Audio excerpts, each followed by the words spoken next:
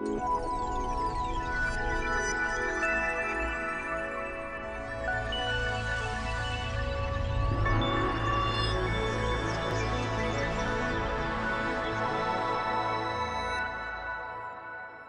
always sort of begin moments like this feeling slightly peculiar because I feel like I've suddenly become very definitely a member of the establishment, which was not the idea when I decided to run for Parliament in 2000. So I hope that what I can say can be a bit provocative and not feel too much inside the tent, even though I am a government minister.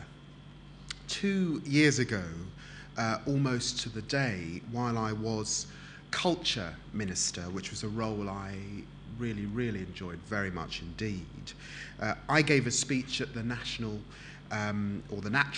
History Museum. And my subject then was how an understanding of science was being brought to a wider public, not just through the efforts of scientists themselves, but also through collaboration between scientists and the people who run our museums and galleries. And I argued then that this collaboration played a major part in allowing the great scientific questions of our day, which influence everybody's lives, and I'm thinking of climate change, of an aging population and chronic disease, or of the need for renewable energy, to form part of our national public discourse. Today I want to pick up where I left off then, and in so doing I'm talking about education in the arts and humanities as an aspect of our higher education system that certainly is no less important than science or technology. I want to try and move beyond the sterility of the two cultures debate. I want instead to affirm the fact that education in the arts and humanities, no less than in the sciences, is among the main factors that defines British culture and British identity in the 21st century. That it is an indispensable component of the glue that holds the country together, and without which we cannot truly flourish. In that sense, I want to advocate a truly liberal arts education.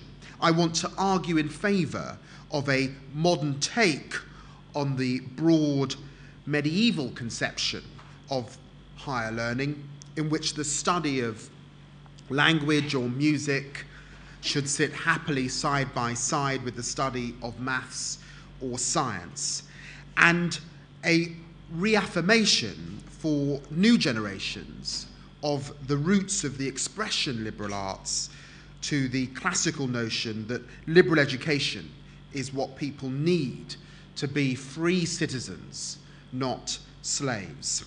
And I know that in advocating this synthesis, I'm of course in distinguished company. One well-known academic told me the other day about the example of Birmingham University, which was founded by Radical Joe Chamberlain in 1900 in a traditional manufacturing centre as an institution to feed the local economy by focusing on scientific and technological subjects. But almost the first thing that the university authorities did was to go out and appoint professors of history and music. The result, more than a century later, is an institution that still excels in both arts and the sciences.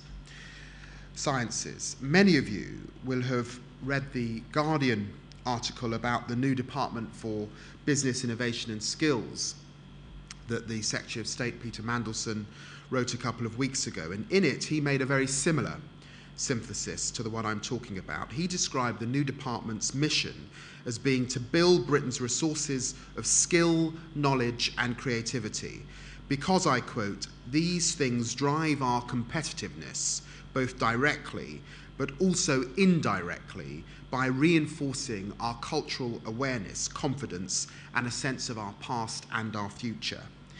And indeed, although this very institution tends to be known as the Royal Society of the Arts, I'm mindful that its full and proper title, as indicated behind me, is the Royal Society for the Encouragement of the Arts, Manufactures and Commerce. Even for parents without experience of taking a degree, it doesn't take too much imagination to produce a usefulness argument in favour of encouraging their children to take a scientific or technological subject. Even pure science holds out the prospect of a practical application one day. But for the arts and humanities, the arguments are much more nuanced. It's been said that the liberal arts teach the so-called soft skills that employers value, skills associated with how to think for yourself, how to research and find things out for yourself, and how to communicate the results to other people. And there's obviously a lot of truth in that. The AHRC went further in a report last week on the economic impact of arts and humanities research. They pointed to the economic impact of music, literature, conservation and heritage, human rights, and much more. They make a key point. Once our basic subsistent needs are satisfied as a society, the arts and humanities encompass those things that make life worth living. They also contribute to the level of civilization that makes this country such an attractive place to live and work. Clearly, the quality of our cultural and artistic life in the UK helps to make us an attractive destination for global business investment. There's no doubt that the need for graduate level skills, whether in the sciences or the social sciences or the arts and humanities, has risen over the years and will rise further as our businesses increasingly try to compete in a high-tech, high-value market world. And despite our current economic difficulties, for most graduates, a degree offers a more affluent future than they could otherwise have hoped for. There's also little doubt that arts and humanities graduates will be among the principal beneficiaries of the new industries and new jobs that will be created over the coming years. Even the most technological sectors don't function on specialist knowledge alone. They also need managerial, communication, and other skills in order to thrive, the sorts of skills that arts graduates can usually offer. Let's take the low-carbon industries as an example. Besides requiring a management superstructure, their success will depend not just on the usefulness of the cost of the technology, but also on an understanding of how the technology relates to people. And we've seen over the last few years, too, how important advocacy skills are in promoting public acceptance of the green side of the environmental debate. Something similar applies in other areas. Bioscience is already massively important to our economy and the sector still growing, but here too, there are human issues that need to be understood, addressed, and communicated, not least in the field of ethics. We must be clear that the jobs of the future won't be created without the skills of arts and social science graduates, as well as those of scientists and engineers. However, in my view, a degree shouldn't be a passport solely to a job. It should also be the gateway to a different kind of life and a new perspective on the world around us. Our university years help develop in many of us a sense of the importance of politics and political life, which could hardly be more important now.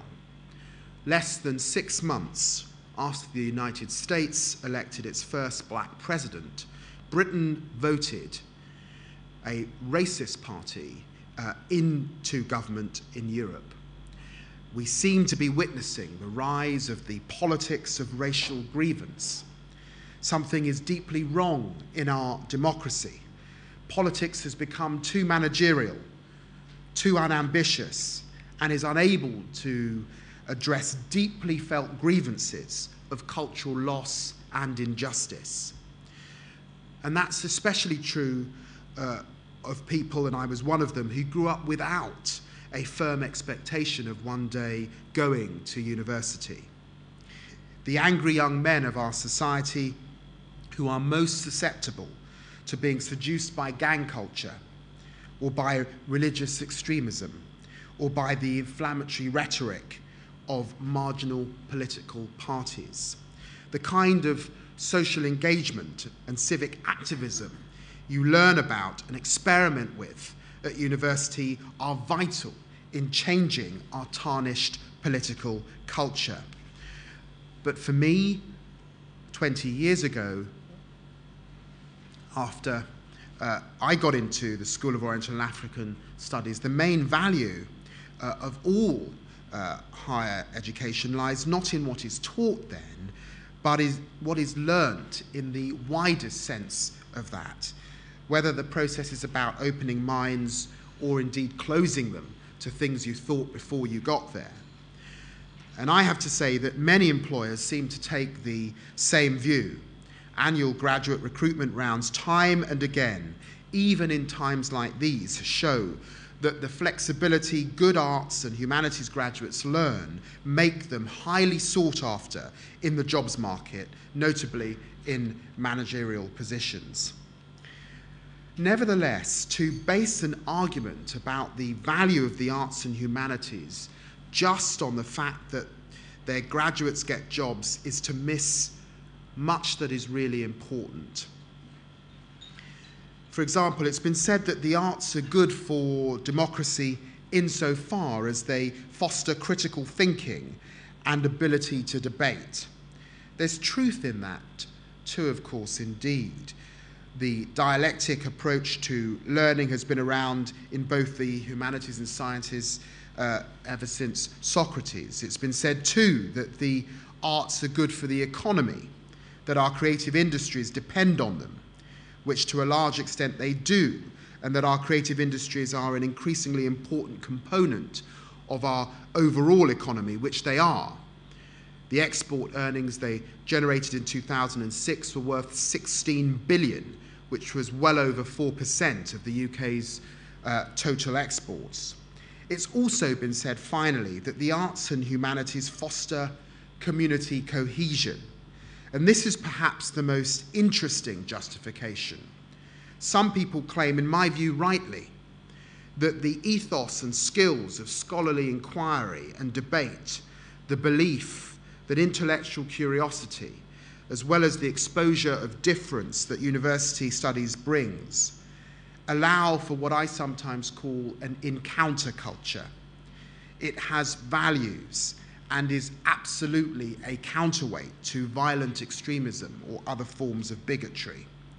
Some indeed go further and point to the role of the arts in creating a sense of common culture, of a British culture that shifts and adapts over time, but which nevertheless binds us all together, a culture that lives and breathes in us every day instead of gathering dust in an unused library. A culture that can accommodate both the great Walcotts, Clyde and Derrick, as well as Shakespeare and Milton. A culture that universities can take out into the wider community, not just through the graduates they produce and the books that their staff write, but through a whole range of outreach activities, by giving public lectures and seminars, by showing films, by putting on plays and concerts, and by organising exhibitions. Personally, I find that a very seductive view. I don't mean that culture depends on higher education. What I mean is that the arts and humanities, in higher education are a powerful force for assimilating a disparate and often contradictory set of influences into that ever-changing thing that we call Britishness. The spirit of constant challenge that universities ought to embody makes a different but no less essential point in preserving a healthy liberal democracy. When I discussed this with Nicholas Heitner, the director of the National Theatre, he found a memorable phrase to describe this. He called it a shared understanding of the inexpressible essentials to citizenship. And I'm in no doubt that universities play a major role in creating that shared sense of right and wrong and a common understanding of what distinguishes the just from the unjust. And not just that, but also creating that gives people the tools they need to question and what they're told critically and to make up their own minds on the basis of the evidence before them as they understand it. Students of my generation were inspired to engage with politics by things like the poll tax, the initial police handling of the Stephen Lawrence murder, the wrongful convictions of the Tottenham 3, the Birmingham 6, the Guildford 4, and the controversy of watching Gerry Adams' lips move on the BBC while listening to an actor read his words. And causes are there, of course, for today's young people. Iraq obviously springs to mind, as does the growth of the fascist rights in parts of northern England, or environmentalism, or the cause of fair trade with the developing world. Without engagement, our democracy would be in peril, and without the independent thinking that universities encourage, there could be no engagement. That's why there isn't and never should be a national curriculum for higher education. But it's also why universities have a responsibility to maintain the delicate balance between treating students as customers and treating them as citizens, between giving them the tools for employability and the tools for active participation in society. In recent years, universities have widened participation enormously. They've been at the forefront of developing many of the things that have changed our lives. We take for granted the World Wide Web, universities in this country at the centre of that. Universities are cherished by their local and regional communities as a positive force, not just for individual, but for whole areas of our country. But still, the public does not understand the full scope of what our universities do. The case, then, that I, as minister, have to take out into the general public, the case for the importance of universities is not completely won. Somehow, the sum total doesn't add up to the sum of its parts. We still have work to do. Until relatively recently, higher education could be characterized in its broadest sense as an exclusive thing, as the door to a distinct culture and to a higher level of civilization. And in a sense, we are in transition to something more inclusive that occupies more of the country. We forget that there's still a significant part of the country, people into their 50s, 60s, 70s, who actually think of university as a preserve for just 10% or 5% of the population. Something to which the already well-educated has access, but to which the masses have not. In that sense, a grounding in the liberal arts, as it was understood in ancient Rome. If we look back 150 years to the origins of public education, I think we find a much more universal acknowledgement that education should be both about social and economic prospects. It's no coincidence that learning flourished in working men's and working women's colleges, where artisans could be inspired not just in their trades, but in arts and culture, with teachers ranging from John Stuart Mill and Rossetti and Ruskin to E.M. Forster and Seamus Heaney. Likewise, higher education swelled with the rise of the trade union movement, as working men and women came together to share not just ways of working, but ideas, and were encouraged to learn for learning's sake. This education was access to a common culture and mass literacy, which was beginning to grow and where there were new possibilities. Indeed, it's that birth that gave birth to my political party. Today, we should see higher education as being in the vanguard of social transformation through the advent of a more enlightened admissions policy and a greater emphasis on outreach. And we often present its primary purpose as being an offer as a passport to better prospects or to a better job. But we also learn to take a much broader and much more democratic view of what our shared culture is, and our understanding of the world is better as a result. C.L.R. James was a Marxist, but when he looked in beyond a boundary for the common thread that held the cultures of the West Indies together, he found it not in a shared history and common language, nor in economics and the social and political legacy of colonialism, but in cricket. Parts of our common culture, whether they're our great canons and authors, or indeed our cricket teams, may seem to remain unchanged from one generation to the next. But that disguises the fact that the context in which we see them, our core belief in what we are, the tribe to which we and our culture belong, is always shifting, because the past is something we see in the context of the present. Think of the past decade. Over this short time, we've seen changes in what we think of as Britishness almost as great as those as the 1960s brought. The impact of a global recession after so many years of prosperity is obviously at the front of many people's minds right now. But we've also seen other huge changes, like the change of perspective that the advent, if not unbroken peace, but at least massive demilitarization in Northern Ireland has brought, and the start of a slow but necessary process of reconciliation between communities. And perhaps above all, we've all been changed by the shadow of terror. 9/11 was a watershed for the whole Western world, and indeed for the Muslim world as well, while 7/7 was a defining moment for our country. An old school friend of mine was killed on the London Underground that day, blown up by a black British suicide bomber. And the repercussions of these events rumble on.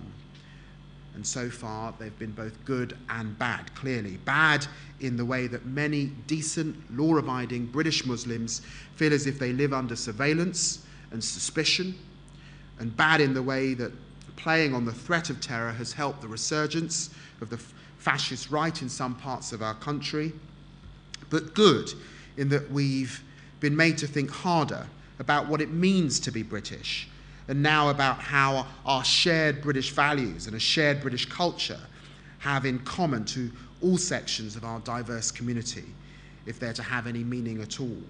The past decade has taught us both not just to get too comfortable and to live with hope that there's much more that unites us, but there's also a lesson in that for higher education, just as much as for the rest of society. Access to a single higher common culture is no longer an aspiration for millions of working people as it was at the end of the 19th century.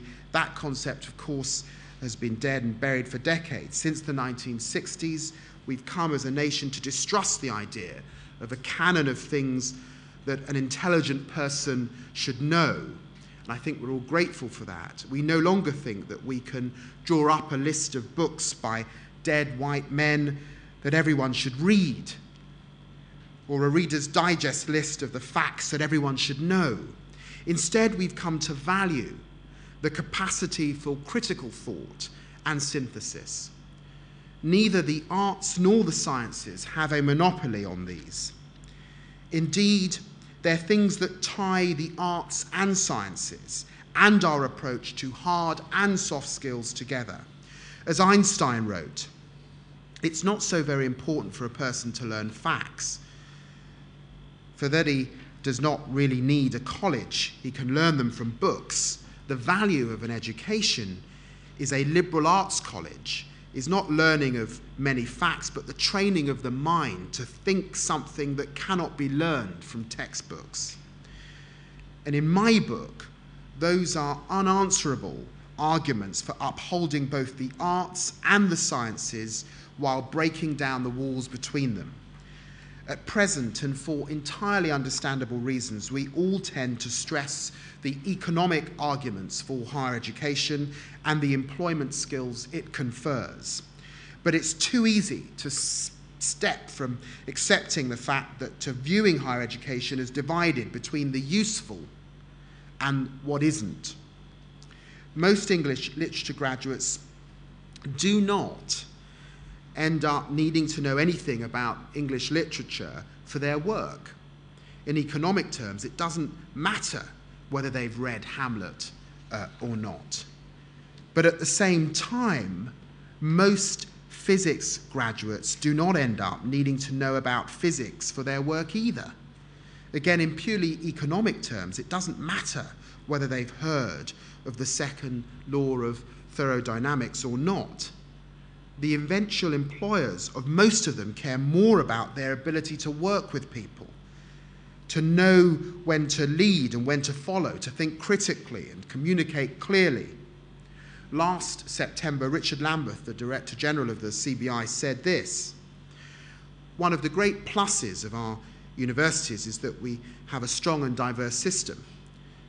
Some want to make your brain hurt, and in others there's a specific focus on skills.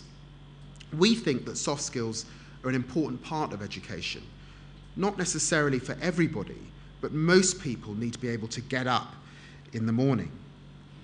And indeed, Robert Whelan, the director of Civitas, wrote in the Daily Telegraph only last month, "At the heart of a liberal education is the notion that human beings are capable of moving from barbarism to civilization by using their intellectual and moral capacities, and that is an idea which ought to unite scientists and literary intellectuals alike." And arguments like those for a liberal approach to learning are one of the main things that have prompted me, in a sense, to give this speech. So it's not just within subjects that it's healthy to see old divisions broken down, as our world and our understanding of it becomes increasingly complex. The old boundaries between academic disciplines become less and less relevant.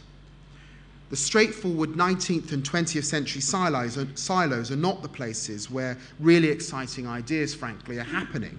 In that sense, I think we need to revert to where we started from. Art and science were never originally seen as separate. What was valued was the way of thinking, the critical approach and the questioning found. And the sort of culture I want to promote is one that is broad enough to encompass more than just a book or a theorem. It's broad enough to take account of the fact that in our world, thought, art, science, and technology must be open to each other if we're to make the most of each of them. And this is such an important time for critical and synthetic thinking. We need more of our people to have, for example, the robust attitude to evidence and proof that physicists and philosophers alike learn. And we need many, many more people with the capacity for creativity that's a distinguishing feature of excellence in any academic subject. In many respects, universities are the ideal place for this interface to occur. And on that basis, we should seek new ways to encourage dialogue and interchange between disciplines. That's possible with enough creativity and insight. The research councils have shown that through their support for interdisciplinary and multidisciplinary projects that address the so-called grand challenges, and its approach that could be used more widely by funding bodies, involving a process of scholarly exchange that could be facilitated much more intensively with universities themselves. Of course, the arts and humanities cannot contribute to interdisciplinary work unless they are strong in their own right.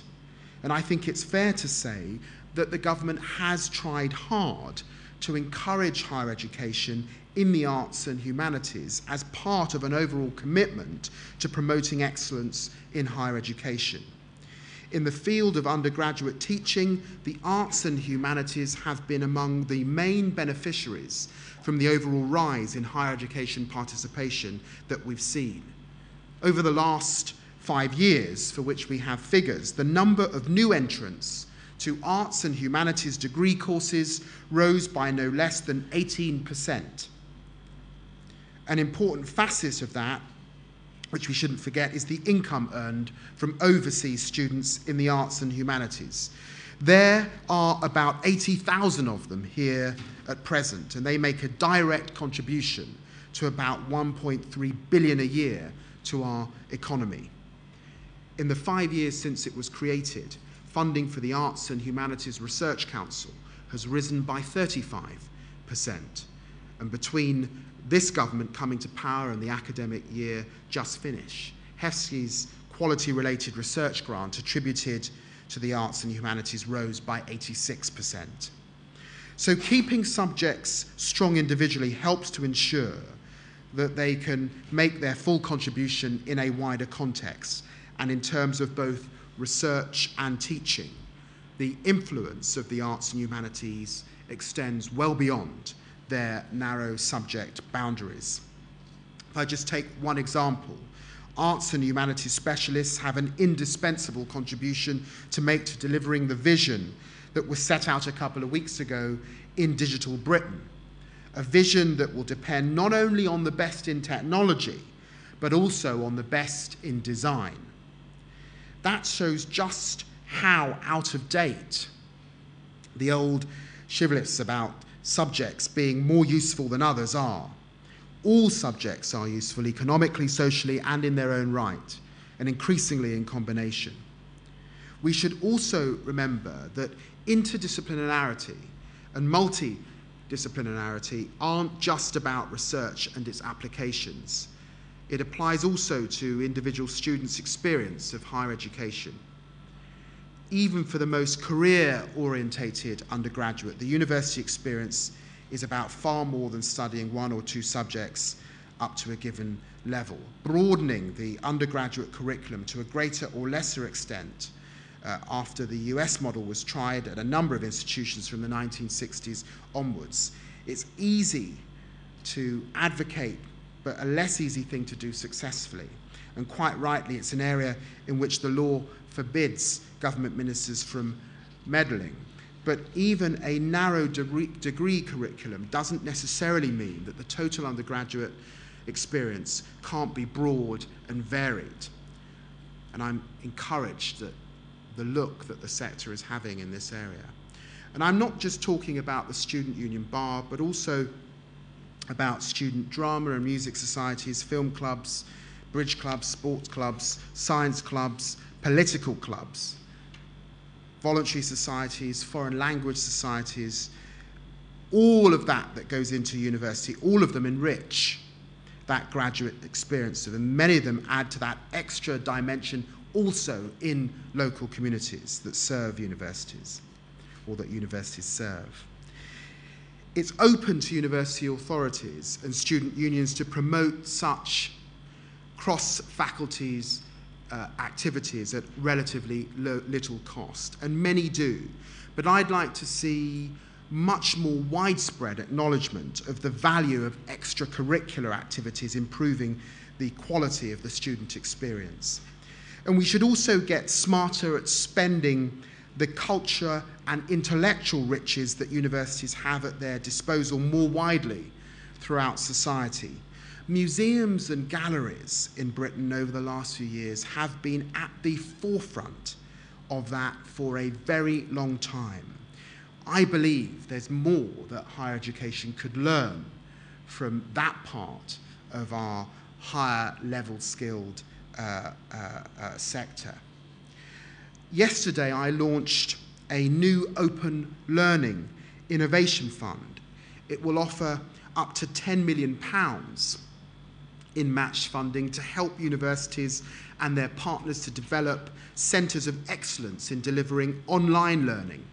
The fund will also help groups of institutions to pursue business opportunities, develop greater expertise in online teaching and promote new approaches to online learning, including using open resource funding as part of an e-learning programme. I want the fund to help higher education make best use of ever greater pervasiveness, frankly, of the web and bring many, many more people into the possibilities that higher education can bring. That sort of new media experience has the potential to help universities extend their impact on our lives and on our culture dramatically, not necessarily by offering degrees online, but by offering access to learning and knowledge in their widest sense. And again, the British Library has been at the forefront of opening up the canons of our thought and thinking to a wider public, not just in this country, but across the world. My defence then of the arts and humanities and their place in liberal arts education isn't based mainly on their economic value or what prospects they can offer graduates, although both are substantial. The main importance of the liberal arts approach lies in the fact that it's by its very essence democratic. It can't exist without debate, contradiction, difference, and the acceptance of difference, just as a healthy democratic society can't exist without those things. It follows that the liberal arts are by their very essence pluralistic as well. They both reflect and help shape our modern society. And that's why the arts and humanities are an essential component of the academy.